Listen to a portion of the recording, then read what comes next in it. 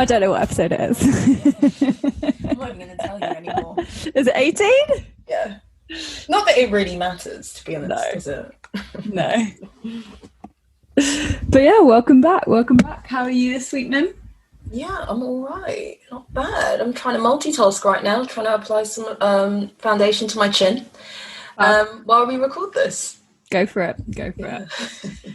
What about you? I'm like a hot mess because I've got a long weekend ahead of me, and so I've got to get all things work sorted. Ooh, and before you go for your trip. Yeah. So yeah, I'm like full steam ahead, trying to get stuff done, but we'll get there. Yeah, it will be worth it just to like have a break, a little bit of a. Oh, just to have a bit of space, Yeah. Oh. But yeah, so I'm excited. But yeah, I feel like today a lot needs to be achieved, but that's fine. I don't mind. You'll get there. Mm-hmm. Yeah. How about you? What have you been up to? I've just been indoors. My mum's birthday is coming up. Happy birthday, Mim's mum. Yeah, so it's this Saturday. So just been trying to plan like the food and who's gonna bring what and what time we're getting there, and yeah, it sucks with this whole like can't be more than around 5 other people, even if they are your direct family members. Yeah, I know. Well, speaking as someone who's like got more than 6 people in their family, like yeah, it's just ridiculous. But yeah, we'll get through it. And so that's pretty much what I've been doing. Gonna have a Costco trip at some point, Love Costco. Yeah, I do, but then they take all your money. You're at the till. Like, well, that's how it works when you shop. Yeah. I guess so. Cool. So what's your fashion story? Let's go. Let's pump in. So this week my fashion story is I read a really interesting article about the future of handbags, and obviously being a handbag designer and all of that stuff. I found it quite interesting about... Piqued your interest. Yeah. We've mentioned it before, but if you guys are new here or if you haven't sort of heard us mention it, handbags is a really great margin for a company, much more so than clothes. Yeah. Not as high as like beauty and fragrance, but yeah. And basically it's kind of the future of how businesses make their money. And they were just kind of talking about how at the moment the handbag industry's been hit a little bit because we've got nowhere to go to lust over a new handbag for.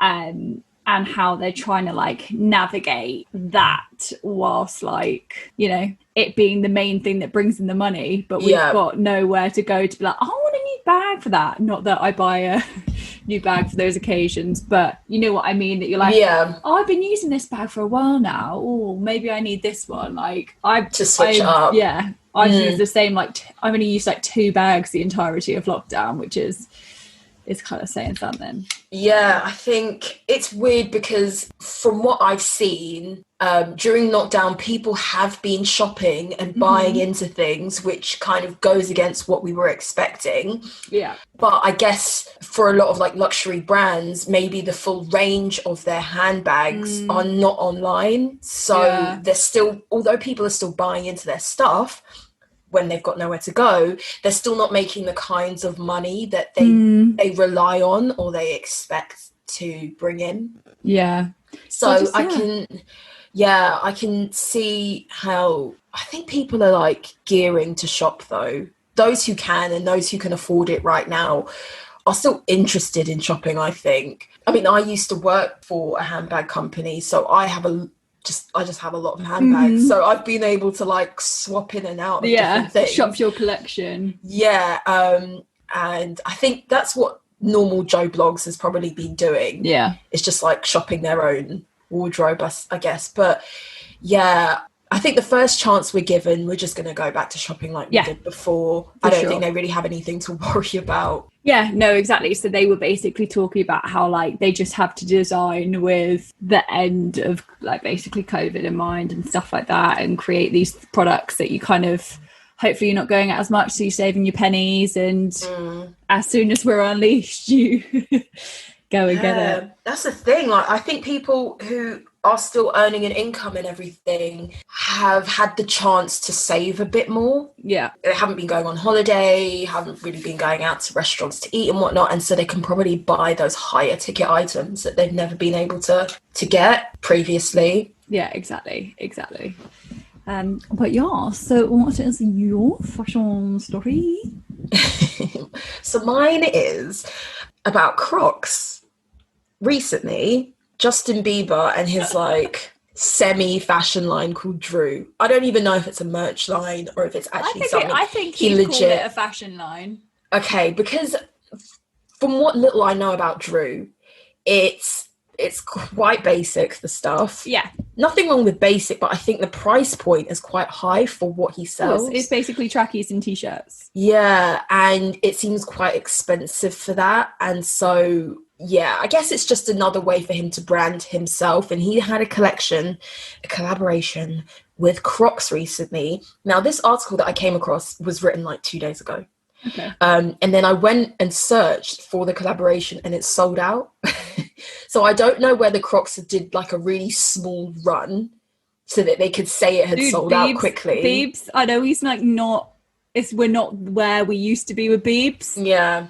But he's still like got that pulling power, I'm sure, where like he sells out stuff. For sure. I don't doubt that he can sell things out. But I would not buy Crocs for Biebs, I tell you that. The thing is that like we have seen that other brands or small companies and things do small runs just so they can say, oh, yeah, like it's a sold out collection. Yeah. It's easy to sell out when you've only got like 100 units of something, you know? So anyway, yeah, I thought that was interesting in kind of the articles how, you know, Crocs have become a thing. It's like risen in popularity. And I will say that I have had thoughts of buying Crocs for a few months now. I have been thinking about it. And you know what it is? It's like I was going to use them as like house shoes. And I was really keen to get all the like, what do they call them? Gibbets? Sounds like giblets, but it's something like that. The stuff to deck them out. Yeah, of course. I mean, why have Crocs if you don't have those? Well, that would be the only reason to get there. I mean, Crocs are great for the medical profession. And the dentistry profession. Yeah, I mean, I'm encompassing that. They don't have a place in my life. Okay, because I was going to ask you how you felt about Crocs, but I think you've made that very clear. I think Crocs are great, you know, for camping, not that I camp, for being a doctor, not that I'm a doctor, for just a whole host of scenarios that I probably will never find myself in. If people want Crocs, they can have Crocs. They're just not for me. I won't be buying them. I get that they're really great shoes. Like you can like hose them down, like you can go in the sea with them, all of this stuff, but yeah, it's not the life for me. Okay, I respect that. But you're also much cooler than me, so you'd probably pull them off. So there you go. No, it's just a house thing, you know. Yeah.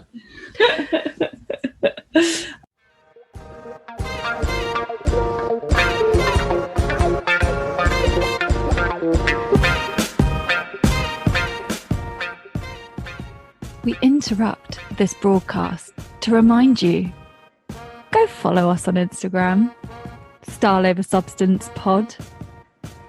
Shoot us an email, styleoversubstancepeak@gmail.com. Find us on YouTube, find us on Twitter. We've got all the links on our Instagram. You know what to do.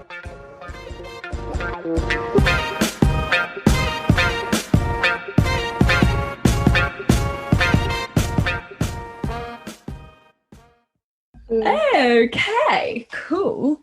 Well, so this week we are discussing basically, I guess, the cost of luxury fashion.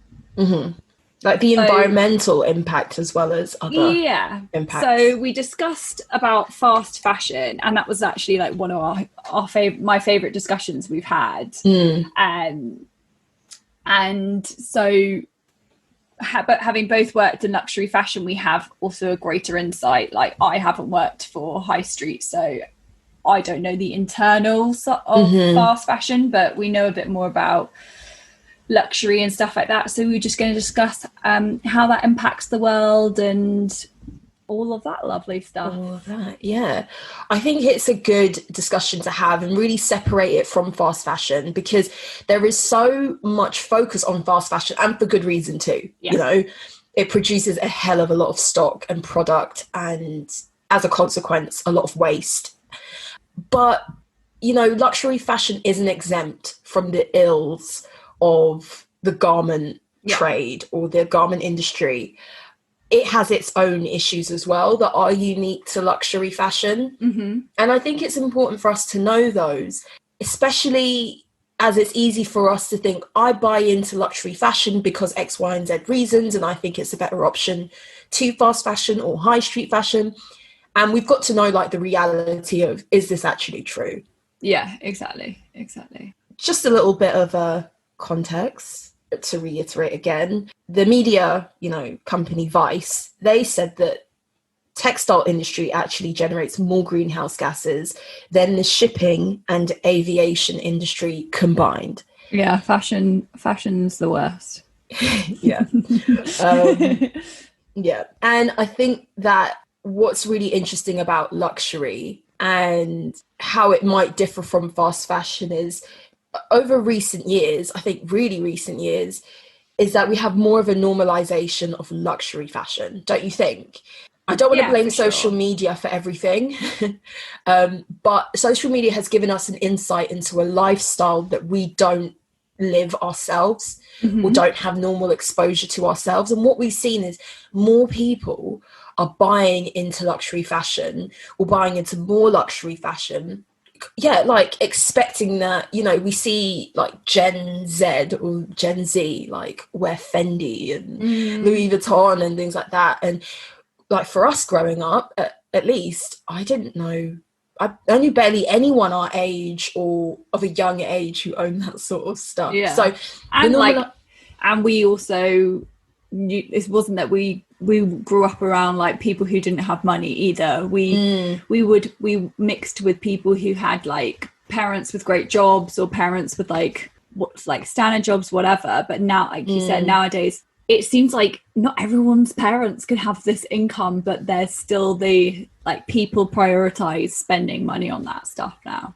Yeah, exactly.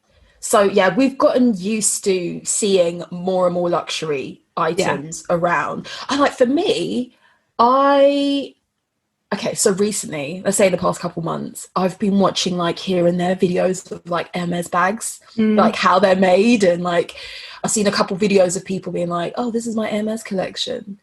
And I didn't know much about Hermes Birkins or anything like that. But slowly but surely, I'm like, I know these bags are ridiculously priced. I mean, the craftsmanship's there, whatever. But me, myself, I've started thinking, if I come into like a ton of money, I'd buy one of these as well. I think that's the thing. I think that's the thing. And that's why social media is really negative, is that even though you're watching people that you know obviously have a different financial circumstance, you can't help but think like you want what they've got.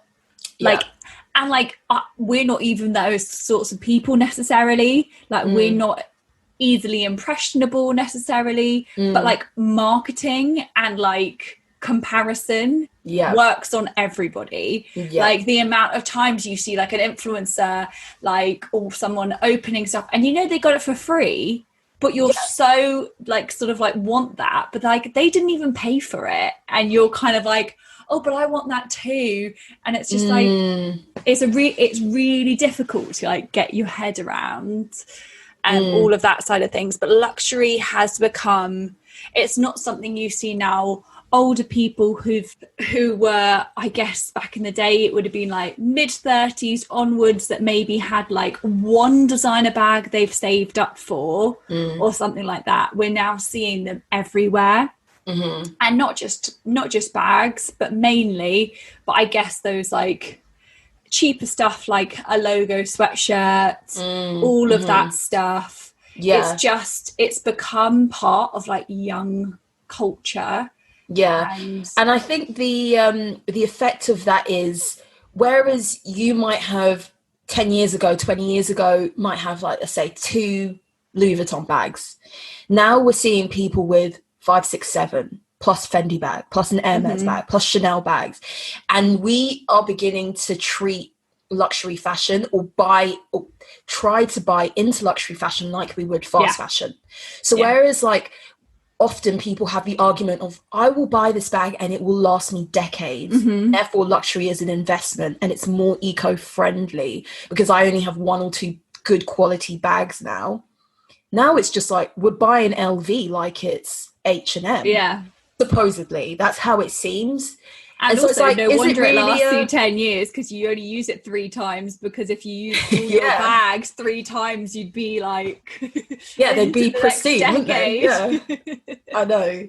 So that's where I think is important to think that luxury... We can't any longer use the excuse of, I use luxury and it lasts me ages and it's good quality and therefore I'm doing something for the planet. I think that argument is dwindling a bit.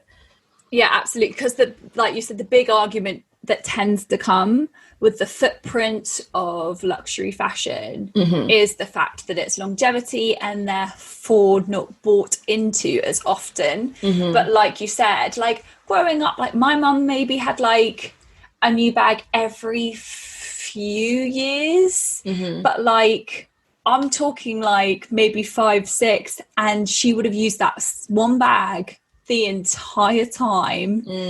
I mean, it wasn't even like I think she maybe had like one Louis Vuitton like crossbody flat bag, and she just used that to death. And to be honest, it still looks pretty bulletproof. Like, and the difference I think now is that's really, really important to address is the quality is not there anymore. Yeah. So there's a lot of people who comment on how Chanel, you know, classic flat bags used to be made and how they're not the same anymore. And the hardware, the gold hardware it rubs off easier. It used to be like way thicker plated. It's the difficulty is that you're always trying to improve that margin, and therefore the way to skimp is to lessen the quality. And don't get me wrong, Chanel leather is like beautiful. I have seen at tanneries, which are leather factories for those who don't know, I've seen the quality they expect and what they discard, and like they label things as like A, B and C, and like C looks pristine to me. And that's the beauty also, like they mainly use caviar leather, which hides a lot of things anyway, a lot of imperfections on a skin, but regardless of that, they make sure the skin is perfect before they imprint it or embroider, anything like that. So that's what you're paying for, is a lot of that. But vintage Chanel, the quality of that is like 10 times better than a bag you would buy in their store today. I don't know if you felt how light a Chanel bag is. No. So I used to have to like do some like recon of like what other brands are doing for work, and I would feel like horrible doing it. And also like, I'm not going in to buy a Chanel bag, but I've got to pretend like I am to try them on, and take some sneaky pictures or check out how many pockets are in it and how nice it is, see what like competition's doing basically. And they're so light. And actually like, of course you don't want your handbag to already be like 5 kilos, but you want some weight to it. But luxury should have a bit of weight to it. Like if I know trainers are meant to be lightweight, but like, you know, if I bought some really nice boots, like winter boots, I don't want them to feel like I'm walking on air. I want a bit of like weight to them. I want them to feel like quality. So yeah, I think there's not the excuse for all of that stuff. I guess maybe because they're producing a bit more, who knows, or skimping on margins. But yeah, the quality is not what it used to be, that's for sure. And I think that's a really good segue into, they are producing more than ever. With fast fashion, we all know that there's no such thing as seasons. You know, Boohoo's coming out with, our favourite Boohoo, they're coming out with Boohoo.com collections and drops every day, every week. There's new stuff on ASOS every day. Exactly. But with luxury, they do still adhere to collections, seasonal collections.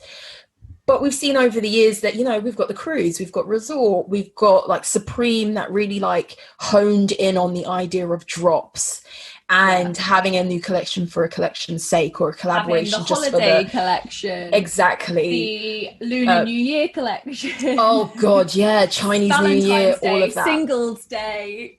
Exactly. It goes on and on. And luxury fashion does play into that a lot. I know that like Chinese New Year and what they have, like Singles Day or Mother's Day or something like that, that was also a big deal because the Asian market was so huge, important to these luxury houses.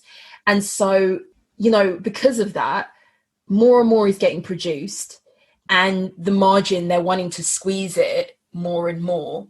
And so, yeah, there is a knock-on effect to that. And then you have to think, okay, so if they're pushing out more stuff, where is this excess stock going if it's not being sold? Well, this is possibly one of the most harmful things that comes with luxury fashion. I think we touched on it a little bit with currently the fast fashion market's been struggling because the projected figures didn't take into account COVID, and there's excess stock and what happens with that. But what's really difficult when it comes to a luxury market is that you can't just flog or be seen to flog your product or your excess product. Yeah, you can't have like a massive sale. It's just not the done thing. It's not appropriate. So Burberry's famous for burning excess stock, which is like kind of criminal if you think about it. Because I've got a figure for that, actually. I'll drop in a figure quickly so you can continue what you were saying. But Vox, the publisher Vox in 2018 said that Burberry had a revenue of 3.6 billion. That was their revenue. It wasn't profit or anything. It was their revenue. And they destroyed, so I don't know, I think it was a mixture of burning and probably cutting up and things like that. They destroyed 38.8 million worth of merchandise. And that would have been the price at retail. So if they were to sell all of that stock, that's how much they would have made. It's not the price that. So imagine being that buyer who signed off on that stock, like, shit. Yeah, but that's the thing. It's like you've got multiple buyers in these companies, and it just goes to show that someone ain't doing their job properly. It's difficult because I've worked for companies where the company didn't used to have its own platform to sell.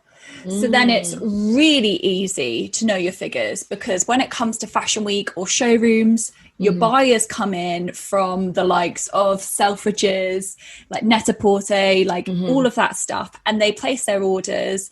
And you sometimes, like Selfridges always used to maybe like have a little like extra that they'd be like, we can order this, but we aren't like promising we'll buy that. So this is, if we sell out, we'll get this stock. But it was never loads excess and all of that stuff. And then sometimes you'd have to raise some numbers just to get some quantity stuff with a factory for colorways or those special pieces. But you knew what stores are bought into. So then the responsibility of waste didn't rely on the company. And then once we started a platform for selling on our own accord, you produce your own buying figures, which when you first do it on your own accord as well, you're plucking from thin air. You can claim you've got some algorithms or you've done some calculations. But you don't know. You're plucking from thin air. And let me tell you now, there'll also be those people who think you're going to sell more than you're going to sell. There's the dreamers, or there's like the bosses like, no, like that, this is going to be really popular, I promise. Like, or we need to sell this, so we're buying this. Yeah. That's the target. There's all of these expectations. So it's so hard to predict. But I think that we spoke about this a bit with fast fashion. I think that there's got to be so much more of a clap down on getting those figures wrong. Yeah, definitely. I think what maybe people don't understand who don't work in the industry is that we'll take a shoe company, a luxury shoe company, and they will sell their shoes to a department store. Let's just take Selfridges. So that Selfridges will place an order and you'll ship to them. Selfridges might not divulge completely how much stock they sold of your stuff. You're really at the mercy of the department store to tell you how your stuff has been selling, how badly it's been selling. Sometimes they just be like, we're not going to reorder from you because it hasn't done that well. They might not really give you a real breakdown of what styles are selling and what's not selling and blah, blah, blah, blah, blah. And then you also have, so you're in the dark about that, you know, and then you also have things like return to vendor. So some of your stock that you have sold to department stores, and this can happen to big and small brands. Yeah, it depends on your contract with your vendor. Yeah, it depends on the contract that you have with them. But sometimes you can, if some of your stuff don't sell in their store, they will send it back to you. And so also luxury, you might want a monopoly on what you put on sale as a company. Yeah. So like theoretically, let's take like Louis Vuitton, for example. How long has like the Speedy or the Neverfull? Those should never go on sale, because those are being products of theirs and their permanent collection. It's like Chanel, I know that they're really strict about their stuff don't go on sale. Even if, you know, you see them as concessions in these department stores, they don't mess about with that. So that's kind of sometimes why also return to sender happens, or return to vendor, whatever. And because you don't want Selfridges to put your permanent collection bag on sale just because they can't shift it. And so normally then the clause is, right, well, we're going to return it to you because we haven't sold it. So like tough. And then you're just sitting on this dead stock. And like, I mean, to be honest, like we said, stuff is seasonless, but luxury does release in seasons, so you can't exactly say it was an aubergine bag and next season there is no aubergine in the collection. You can't exactly just like put that next to it. Like, you know, everything gets like merchandised and designed together, so you can't just suddenly throw that back in. And so it's really tough, and like, don't get me wrong, you're never going to get the numbers right. But there's got to be some sort of a percentage, and also to kind of give insight, I guess, into the buying process as well.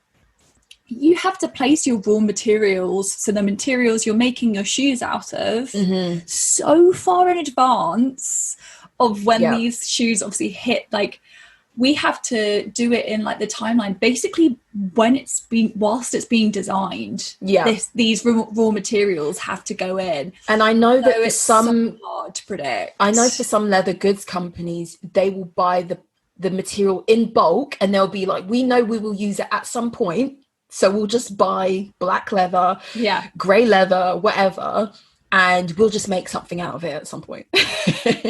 It's not necessarily collection by collection, but it's like in massive quantities, just so they have it, you know? Yeah, and so then that's really, obviously, there's just so much, there's so much of the chain of the command of buying and getting those numbers wrong that makes a big difference. And obviously as well, like, you can't just suddenly go, we don't need all that leather. The tannery's made it for you. It's been prepared in your shine, your finish, the cows have been slaughtered. Like, the deed is done. Like, and also we have to consider when it comes to overproducing, is that we have a growing global population. And even more important than that is that there are developing countries. We take China as a massive one. We take places like Nigeria, which has a massive population, and they have these growing middle classes. And even like places in South America, like let's take Mexico, and they have growing middle classes that are eager to buy into luxury fashion more than anything else, more than Zara. They have Zara, who cares? Like, they want to buy into like stuff that no one else or very little people have in their country, you know. And they see a lot of these European brands as investments as such. So these luxury companies are producing to like satiate that growing market, or even to like push onto these markets, because they know that at some point the customer is going to come. So that also adds into luxury also does overproduce. It's not just fast fashion. I think we should maybe go into destroying stock a bit more, because we've kind of touched on it. So back about a year and a half, 2 years ago, when Burberry was kind of outed as being a massive burner of stock, and they weren't the only ones. I mean, LV does it, but Burberry said that they're not going to do it anymore, and they we've immediately stopped this practice. But It is to do with protecting their brand, isn't it? Yeah, I mean, they can't exactly just put it all in a landmine. Like, yeah. No, but like, sorry, landfill. They can't exactly just put it in landfill in black bags, because that's also not appropriate if it can't be recycled properly or whatever. But also, I'll turn up at that landfill and just take it and resell it. I'll be there with my IKEA blue bag and I'll be filling it. Taking as much as I can. So you've got that problem. So you do have to destroy it. But then it's like, it's this argument for the chainers, like, say it's a pair of shoes. Betty the cow has had to die for those shoes. Then you've got the tannery who's put in that work, and like, it's kind of a disgrace to the fact that that's their job. They've made this beautiful skin, all the shoes, all the human labor involved. Then you've got the factory who's put the shoe together, and there's multiple factories potentially in that. So the person who's created the sole, the person who's then going to stitch it together, the pattern maker, then it's been shipped to wherever, there's a carbon footprint of that. And let's not forget, you're paying someone to design that, and you've thought about it, you've merchandised it, it's for a fashion show, blah blah blah blah blah. It's such a waste. And then they just like dash it or burn it or whatever. So we used to slash samples and put them in a bin so that people couldn't then obviously take it, resell it, whatever. Take them. These were really old samples that no one would want anyway, or that were really, really early designs of my boss that she was too embarrassed for the world to even know, because we used to do a lot of sample sales. And so they didn't have so much of maybe the brand kind of, I don't know, the brand prestige to discount. So it's going to make the brand money. Put a sample sale on, like get these bags, like flog the bags for a really reduced price, and you've made your family and friends, and it would be like a family and friends sale. It wouldn't just be people from the street. And then when the brand wasn't maybe doing so well, they would maybe introduce that, but there were definitely people who were there for the resale market then, which is a really difficult thing to juggle. So it's not just restricted to fashion and ready to wear, which is there's more turnover in terms of like aesthetic and looks. One season is going to look completely different to another season.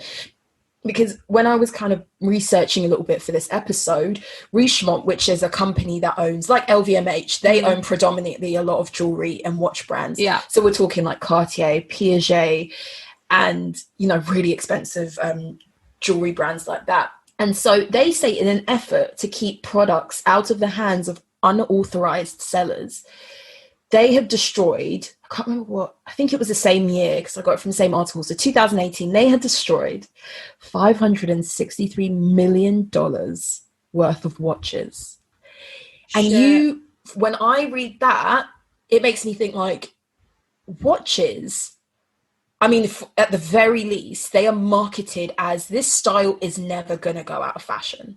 This is a watch that you pass down to your son and his son and whatever. Your daughter will have this diamond ring or whatever, and it will outlive you. And that's the marketing tactic. And so most of us feel like if we buy an expensive piece of jewelry or a watch especially, it's not like it needs to be destroyed because it's not going to be fashionable next season, as we talk about when we talk about handbags and clothes. So it's like, it's mind-boggling that if they were to, this is not how much they spent to manufacture these goods. This is how much they would have made if they were to sell it at retail. So $600 million essentially. And it's to keep products out the hands of unauthorized sellers. So it's a kind of different reason for doing it. But for those of you who don't know, like if you're going to go out and buy a Rolex, you probably wouldn't buy it from anyone. You would go to a store that is a licensed, authorized seller. So you'd go to, I don't know, like Watches of Switzerland or something, and they sell official Rolexes, for example. So there is this like black market, I suppose, that they want to stop from getting their hands on their stock because it would devalue their own product. But I don't understand how destroying these watches would help.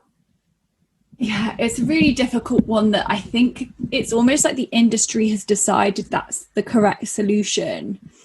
And actually, it seems to me that they need to find another one. If there's all this sort of leftover dead stock, like surely then you just have a responsibility that part of, I guess, your like, especially I'm talking more with accessories. So like Burberry, let's be honest, they've probably got, it's probably not scarves or something like that, or trenches. I'm sure they are able to shift those, but you've then maybe got a responsibility to bring that style round again next year. If you've got a lot of it, and yes, I know that's kind of counterintuitive because it didn't sell, well, tough.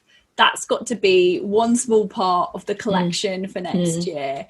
Like, or just keep it on the website, somewhere at the bottom on the website. You know, it doesn't have to be pushed as such, but it could still be available to sell. Subtle like marketing. I don't know. I just think there's got to be like almost a responsibility of like, you designed it, like if it didn't work out, you're not allowed to destroy that, like unless like, and or just like, I don't know, gift it to your employees or something. Like, I don't know, it's like, it's stuff like that. Like if my boss didn't like a sample at one of my jobs and I said I liked it, she'd be like, would you want it? And that rather than it sitting in a cupboard or maybe going to a sample sale where no one buys it or ends up on eBay anyway, like you give it to your staff. And like, even though I've got loads of bags, or maybe I'm like, what am I gonna do with this? Like, it's still like, it's just really nice to have, but also like it just gives your staff like, I don't know, an extra buzz. I mean, if I hear Rolex are handing out watches, I'll definitely start going to work. I'll be at that landfill. So I think maybe one possible solution is that start buying into smaller luxury brands. I mean, we spoke about how shopping in smaller brands is not necessarily the answer for everything, because they can still use because they have they have less money to play around with. Small brands are still susceptible to buying materials that are not great for the environment, or have used techniques they have to meet minimums. Exactly. So then that is often what creates surplus stock is, you want that? You have to buy 100, or we have to manufacture 100 of that. And exactly. So it's difficult all round. But in that sense, a smaller brand they're less likely to burn their stock because they've had to pay for it, and they don't have that like that buffer where they can destroy stock, and it's actually of more benefit to them to destroy it than to keep on merchandising it and continue to sell it. So in that sense, buying into smaller luxury brands can be a way to stop putting your money into places where you feel like, they're just going to go and burn it anyway. But I guess it's not the solution to everything. But yeah, with leather, I think it's important to bring up a bit more about tanneries as well. Tuscany in Italy is a really important area for the production and manufacturing of these high quality leathers that all your faves are using to produce their stuff. And you have multiple brands that will go to the same tanneries, as you've kind of mentioned before, you know. And what happens there is, unfortunately, you have a lot of migrant employees, which is not the unfortunate bit. A lot of migrant employees are looking for work, and they have the skills or the willingness to work in these places. And a lot of them are like overworked, of course, you know, exploited in that they're underpaid because, you know, they might not have the right documentation, and they'll take work and they'll get paid whatever they can get paid. And to them, it might be a lot of money, but it's still under minimum wage in the EU. And then you also have to factor in that, and I've seen like video footage of where these people are working with really corrosive materials or dyes, and they have little to no protection from these chemicals. Again, you have, you know, luxury brands, they use real fur, whereas fast fashion don't. It's way too expensive. And you have these fur farms in like China is a massive area that the production of fur is, you know, it's okay. And still legal. And, you know, caging up multiple animals in these small cages is just, hygiene perspective is just dire. And it's, we have to also look at those environmental factors, like the protections at work, and also like the hygiene when it comes to keeping animals that you will essentially only use for their skin. Yeah. I mean, it's difficult. So like on tanneries, so a tannery that I used to go to quite a lot and was used by LV and Hermes, like proper high quality stuff, and their tannery was all part of the food industry. So it was all like collaborative. It was very much like we use like the cows, basically manure is used for the land, like the meat is used for the food industry, the skin is used for the leather industry, gross part of it, you get the gelatin, that's what makes sweets and all that stuff. And it's, they really try and use, and they have a real relationship with the farmers and all of that stuff to try and make it so that it's actually part of our existing industries and part of the demand, and we're not just kind of killing cows for the sake of leather. And luckily or unluckily, people eat a lot of beef, so that was part of it. And one thing that I know happened with a few tanneries, I don't know if this is across the board, so apologies if it's not, but I think it would be, is that the process of a tannery is such like a skilled thing, and there's like different rooms, basically different departments of when you take the basically like this hide that's just been like freshly skinned, really sorry if people are squeamish, then it kind of gets like cleaned, goes through a machine, the gelatin gets extracted, it then moves over into sort of a preparing what kind of a thickness skin or what kind of leather you're going for. It gets treated, it gets dyed, and all of this stuff, it gets rolled, it gets like blah blah blah blah, it could be like stamped, all of that stuff. There's a real process, and like there's a real kind of clockwork and all of that stuff. So tanneries only ever turn their machines off once a year. As in like maybe they turn them off at night. I'm not talking about like electrical hazards, but in terms of like they do their production line straight, and the only time they close is in August, which is when the whole place gets like cleaned down. So your staff are only allowed to take break in August, which like I know is fair in some regards and it's kind of standard, but this is quite labor intensive. Like you said, you're dealing like the smell of these places is not great. You're using really corrosive sometimes materials. I'll talk about dyes in a second and how the effects and how they run into water and stuff like that. But I mean, that's not great to kind of, I mean, working conditions, as you touched on, and the protection, that's not great that there's only kind of one option, that you get a break and refuge literally once a year. You know, we're working in a world where in this country we want such a quality of life that everyone's trying to like have 4-day weeks and all of like, you know, all of that stuff. So we can't expect that not to take effect elsewhere. And if somebody tried to tell me that I went to take my holiday, I'd be like appalled. But yes, so moving on to the chemicals. So it's really difficult in tanning leather. And you can naturally tan leather with veg tan, but which is meant to be much better than, I forget the name of it. I think it's chrome tanning. Yeah, it's chrome, So chrome tanning uses harsh chemicals, and therefore that runs into water in places like Bangladesh. That's people's drinking water because it doesn't get purified, which is not okay. And it's like rivers of like blue and red and just like imagine like the Thames like running purple because that's next season's collection. Exactly. Like it's really not good enough. It's going into all these things where people are swimming, where people are, if you've watched Erin Brockovich, you know it's not great to have chrome in your water. Like, I'm not claiming it's causing cancer and all that stuff, but like harsh chemicals aren't good to be in like our surroundings, our water coming out of our tap, all of that stuff. But then there's an argument that veg tanning is actually no cleaner or no better for the environment. Okay.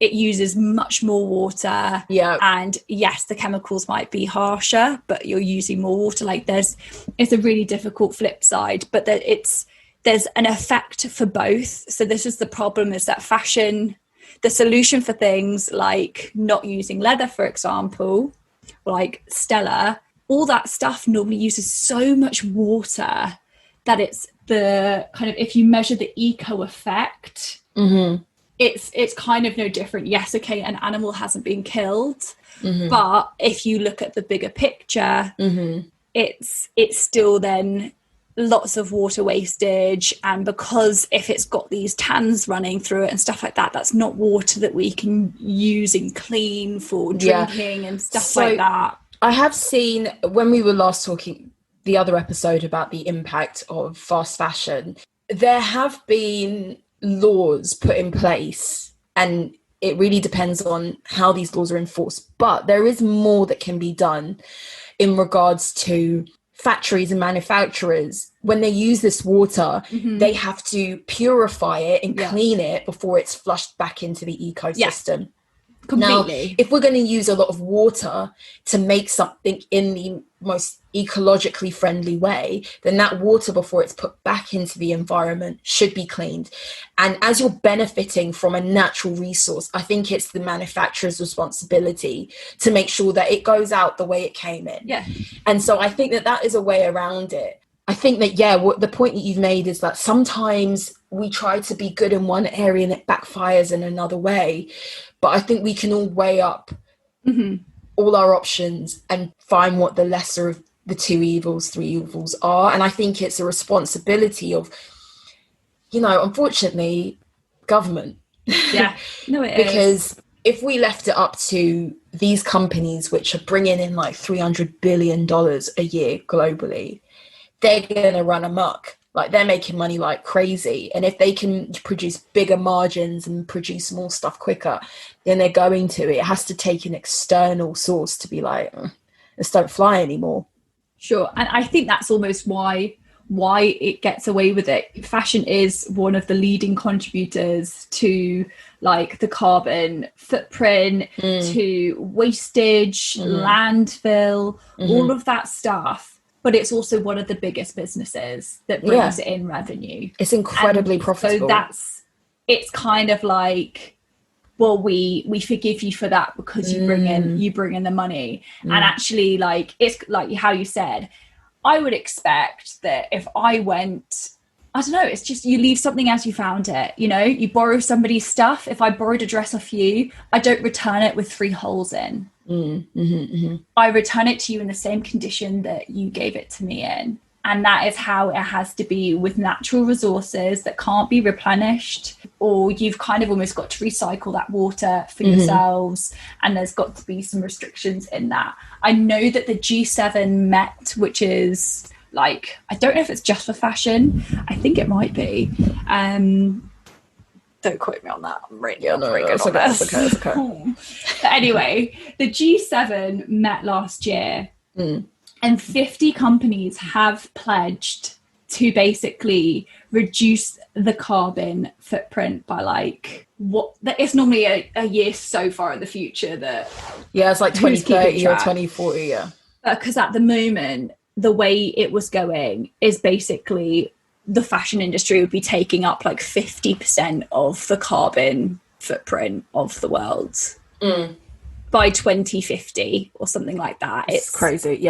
It's crazy. So they've pledged to obviously make things happen, but I think the best way to do that is for governments and there to be restrictions of intervening, especially in countries where they don't have the same water filtration system as we do in this country. Like the videos I've seen in the likes of Bangladesh, I say Bangladesh a lot because that's where a lot of clothing is made. I'm not just like stereotyping Bangladesh. And like they don't have the water filtration system that we have. So people could literally be trying to take their drinking water out of a river or they're swimming in their river because that there aren't separate swimming pools or whatever it is. Yeah. Like there's got to be something to stop that. And I think it's important because it's all well and good for, you know, the big names that we know and we recognize to come out and say, this is our plan for the future.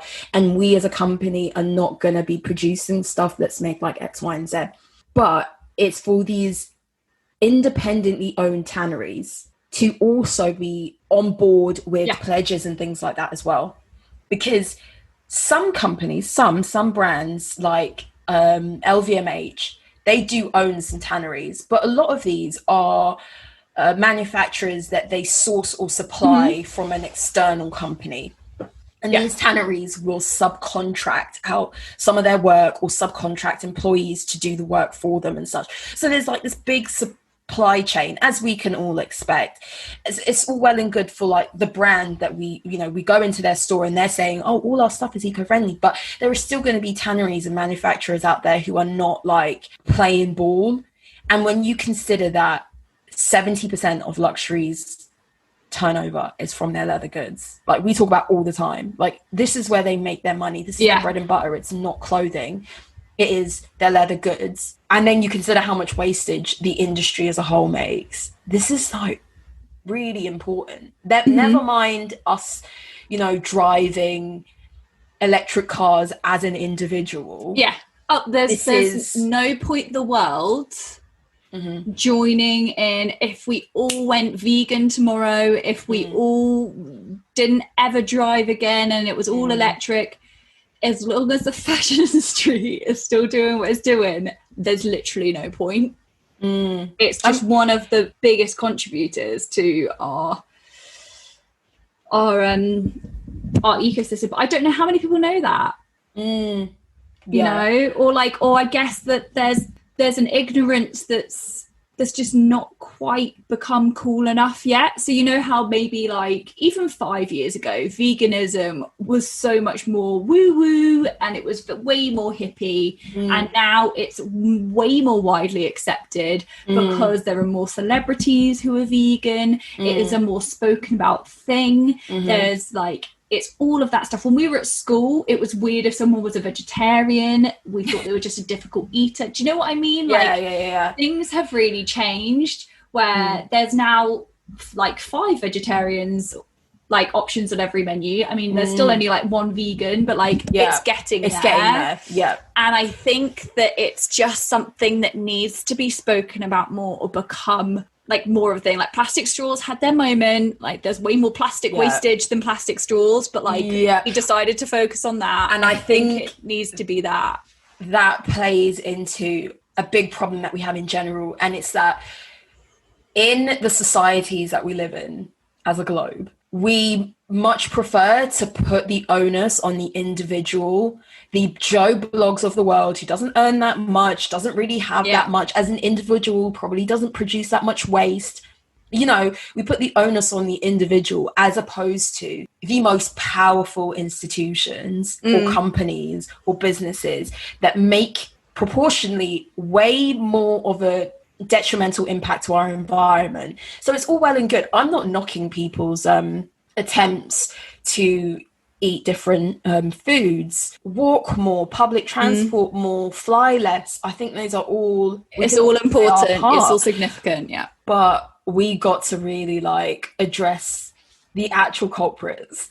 Well, so like the perfect example is me, Scarlett. I can stop accepting a plastic straw at Starbucks, but ultimately if Starbucks stops offering plastic straws, every Starbucks customer doesn't use a plastic straw. Exactly. And that's where it has to happen, is like some people maybe aren't educated or haven't, not like that they're not educated, but they aren't educated in the matter that this is as detrimental to the environment as it is. So this innocent person who's saved up to get their LV like speedy, it's not their fault. It's the LV has like done that. So So what's your overall opinion of buying luxury versus buying fast fashion? What are your thoughts and your approach to shopping? So, like, despite all this, the effects of luxury is still not nearly as bad as fast fashion. Mm-hmm.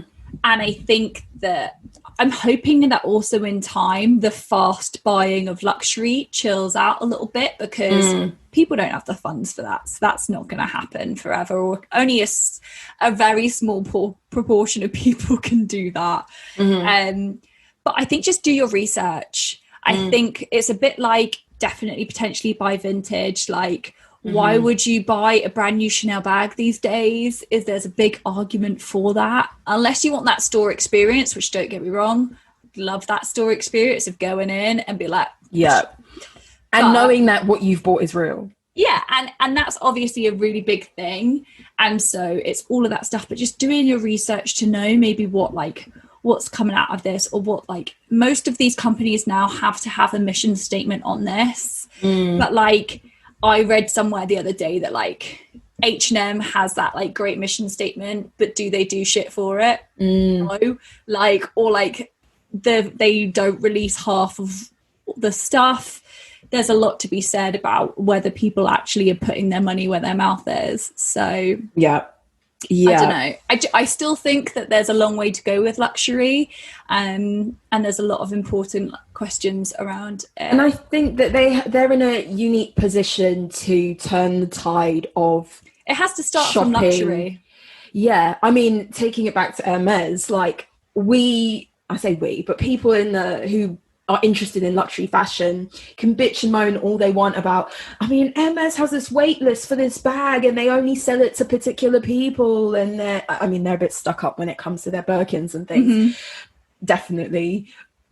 But the idea of we slow down the production of our most valuable product because we know you lot want it, you know you lot are going to pay the price for it. We don't need to rush or mass produce something because we know it's popular.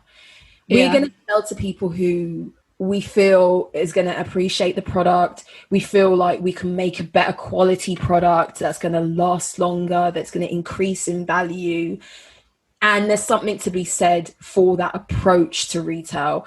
I understand not everyone can do it because some people just don't have deeper pockets as Hermes, but then you could argue the reason why they are so popular and they make so much money off one item is because they have this ethos of, luxury. Let's be real, it's not for everyone. Not everyone can afford it, and they recognize that, and they're like, we're not going to overproduce. If you can't afford it, sorry. Yeah. We're not going to overproduce something just because we know it's really popular. Yeah. So, yeah. But also it's like one of the best marketing strategies is that something sold out. Like, think of that Bottega clutch last year. It's a nice bag. Sure. It is. I like it. It's nice. Yeah. Is it worth the price tag? Probs not. You could probably get a really good dupe in Zara. I mean, Bottega's always been really expensive. They've always been that silent. I'm being like difficult for difficult's sake, but like you couldn't get one for love nor money, and that creates people wanting it. Yeah, because you want to be that bitch that turns up with your Bottega clutch, and you're like, "What this? Oh, it's sold out." Yeah, and it creates something, but also then they had a wait list for it, so then they can literally go, factory, we need 10 more of that style. You must, like, you got to cut the wait list off at some point. You just tell your factory, and I think that's the future. I've said it before. I think that's the future. Yeah. The pre-order, shopping off of like one sample or something like that, and as a pre-order. I think that's the way forward. It will take a while to get there. I think that's the way forward with bags. It's harder with clothes, but it's still possible though. But they sell way more bags than they do clothes, so that's where it's at. Yeah. Okay, that was a nice little wrap up. Scarlett's predictions for the future, and you can thank me all later. Yeah, really good episode. I think it was definitely worth doing that and focusing on that luxury market. And buy what you want, guys, obviously, but do it knowing the facts, as with everything, isn't it? Oh, I mean, you can eat a meat while looking at cow, just got to know that it comes from a cow. Wise words. That's today's quote. Oh, no. Just got to know it's from a cow. But anyway, thanks again, guys, for listening to this episode. If you've got any suggestions of topics you want us to delve more into, email us. And I mean, we're always just responding